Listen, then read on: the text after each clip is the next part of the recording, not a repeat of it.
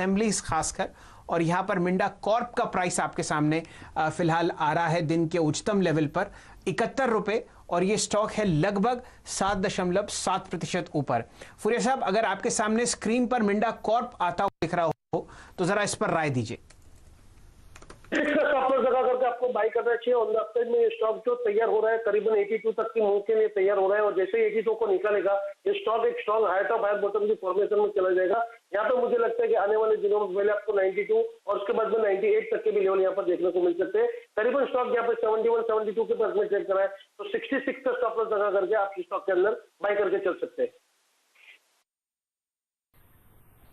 जी मेरे ख्याल से साहब आप जरा यूकल फ्यूल्स का स्टॉक साइड में रखिए मिंडा कॉर्पोरेशन के, तो अब आपको वहां पे प्राइस दिखेगा मेरे ख्याल से 102 रुपए, और जैसे जैसे लोगों को समझ आए कि कितनी अंडर वैल्यूएशन है वैसे ही आपको मूवमेंट बढ़ता हुआ दिख रहा है। मिंडा कॉर्प आपके सामने 71.70, जी हाँ देखिए यूकल फ्यूल अब 104 हो गया।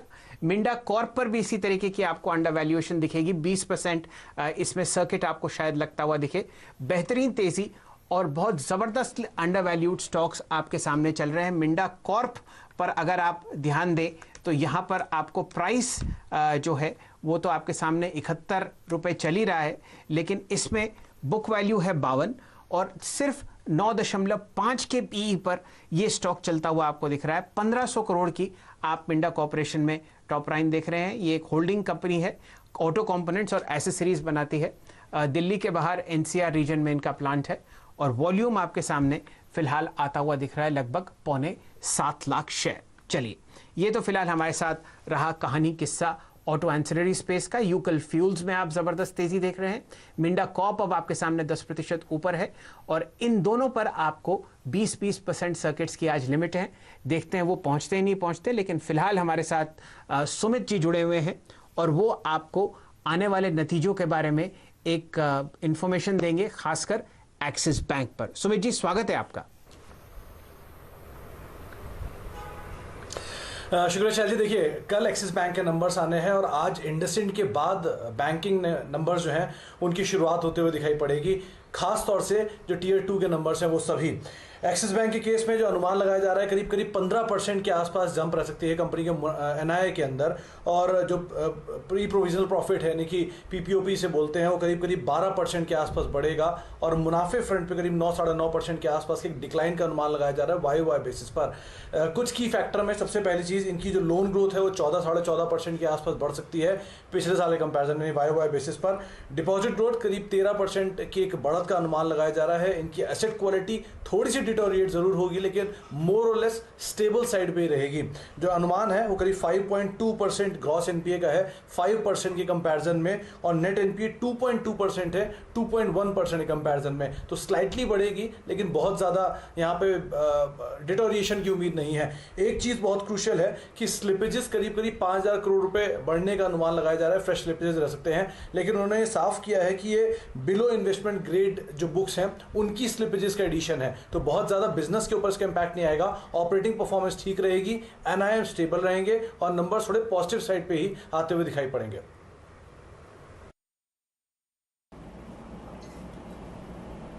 को एक्सिस बैंक पर थोड़ी देर पहले हमारे साथ प्रदीप जी जुड़े हुए थे। स्टॉक लगभग आज 4.5% ऊपर है नतीजों से पहले एक दिन, और इंडसइंड बैंक टॉप गेनर है निफ्टी पर लगभग 6% ऊपर। प्रदीप जी जुड़ चुके हैं वापस। उनका जो कनेक्शन था वो थोड़ा वीक था, लेकिन अब उनसे राय लेंगे कि किस हिसाब से वो एक्सिस बैंक को देखते हैं नतीजों से पहले, और खासकर उनकी राय में नतीजे कैसे होंगे। प्रदीप जी, आपकी राय एक्सिस बैंक के स्टॉक पर और खासकर उसके आने वाले नतीजों पर जो कि कल हैं। शैल जी, एक बात तो साफ है कि बाजार बहुत उम्मीद लेकर इस रिजल्ट सीजन में नहीं जा रहा है एक्सिस बैंक के लिए। पिछले अगर डेढ़ हफ्ते का ट्रेड आप देखते हैं तो स्टॉक अपने ऊपरी स्तरों से नीचे आया और फिलहाल थोड़ा सा अंडर परफॉर्म करता हुआ नजर आ रहा है। उसकी वजह यही नजर आती है ये स्लिपेजेस के आंकड़े पर जो सुमित अभी बात कर रहे थे। अनलेस कि वहां पे आपको कोई पॉजिटिव सरप्राइज दिखे तो फिर शायद इस पे आपको रिएक्शन एक बेहतर होता हुआ नजर आएगा। तो वो एक डर है, क्योंकि एक रन रेट करीबन 5,000 करोड़ का पिछले कई क्वार्टर से दिख रहा है। इस बार देखने वाली बात यह होगी कि चूंकि आरबीआई ने एक मोरेटोरियम दिया है और उस वजह से 3 महीने में से 1 महीने की तो मोहलत मिल गई है आपको, तो जो एनपीएज मार्च के पहले हो चुके थे सिर्फ वही एनपीएज आपको प्रोवाइड करने होंगे। तो क्या उस लिहाज से कहीं कोई थोड़ी राहत बनती है बैंक के लिए या नहीं, और इसी वजह से आपने यहाँ पर यह प्रेशर आते हुए देखा है। दूसरी जो इम्पोर्टेंट चीज़ पर हमारी नज़र है वो ये कि इस क्वार्टर के दौरान आप बैंक्स को दो भागों में बांट सकते हैं। एक वो बैंक जिनके पास नए डिपॉजिटर्स आए और दूसरे वो जिनके पास से डिपॉजिटर्स गए। तो जो हमारा अनुमान है, जो आंकड़े हैं, उसके मुताबिक एक्सिस बैंक में डिपॉजिटर्स जुड़े ही हैं, लेकिन कासा वगैरह के जो डिटेल्स है, जो आंकड़े हैं, उन पर भी हम नजर रखेंगे और उसके हिसाब से फिर एक्सिस बैंक का रिव्यू एनालिस्ट करते हुए नजर आएंगे। फिलहाल तो यहाँ पर हम थोड़ी सी ठंडी कह सकते हैं कि मूवमेंट देखा है हमने रिजल्ट के ठीक पहले। अगर इस चार्ट पे अल्पेश जी आपकी नजर हो, आप सहमत हैं इस बात से कि कुछ मंदी करके लोग दरअसल जा रहे हैं इस रिजल्ट के पहले? कह सकते हैं, लेकिन देखिए एब्सोल्युटली ऐसा मुझे नहीं लग रहा है कि चार्ट में आज जिस तरह से हिसाब हो रहा है तो ये ट्रेडिंग है। No doubt on the upside में आप एक कह सकते हैं कि 440 एक अहम रेजिस्टेंस है। जब तक इसको स्टॉक निकालेगा नहीं तो आप कह सकते हैं कि वहां पर एक मंदी का ट्रेड हो सकता है कामयाब। अगर 440 के नीचे कंटिन्यूसली ये ट्रेड कर सकते हैं, इन दैट केस आपको 400 380 लेवल के तक के लेवल्स भी आपको यहाँ पर देखने को मिल सकते हैं। तो 440 में समझता हूँ वेरी शॉर्ट टर्म स्टॉक के लिए ये एक रेजिस्टेंस प्रूफ होगा। लेकिन अगर 440 के ऊपर अगर ये स्टॉक निकल जाता है तो फिर मैं समझता हूँ कि एक बार के लिए फिर से आपको शॉर्ट कवरिंग भी स्टॉक के अंदर देखने को मिल सकती है।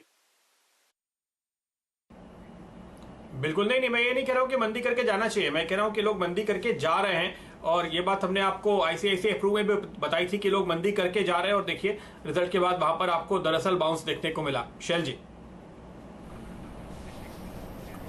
जी प्रदीप जी, मैं आप ही का इंतजार कर रहा था। बहुत ज़बरदस्त तरीके से ऑटो एंसिलरी थीम आपके सामने चहकती हुई चल रही थी। फिलहाल देखिए आपको एक अच्छा मूवमेंट शायद एनआरबी बेरिंग्स पर आता हुआ दिखेगा। मैं इस स्टॉक से पहले यूकल फ्यूल्स पर ध्यान दिलाना चाहता हूं अपने दर्शकों का। हम लोगों ने इसको 96 पे पढ़ा था और स्टॉक अब लगभग 18% ऊपर है 107 पर। इसी तरीके से आप एनआरबी बेरिंग्स पर नजर डालिए। ये शेयर आपको फिलहाल ट्रेड करता हुआ दिखेगा एक बहुत ही अच्छे बाउंस बैक के बाद, और यहां पर आपको जो प्राइस दिख रहा है वो है लगभग 74 रुपए।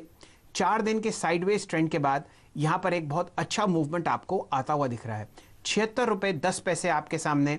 फूरिया साहब, क्या राय एनआरबी बेरिंग्स पर?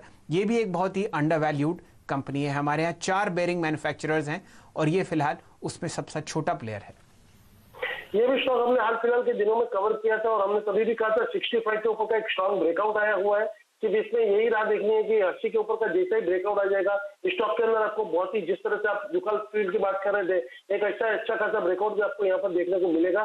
मैं समझता हूँ 68 का एक जो ट्रेडिंग स्टॉप लॉस है उसको ऊपर की तरफ बढ़ाएंगे। 68 का स्टॉप लॉस दरकार करके आपको स्टॉक के अंदर बाइक करना चाहिए। 80 के ऊपर जैसे ये स्टॉक निकलना और ट्रेड करना शुरू करता है आपको अपनी बाइंग बढ़ानी चाहिए on the upside target of 92 and then after 100।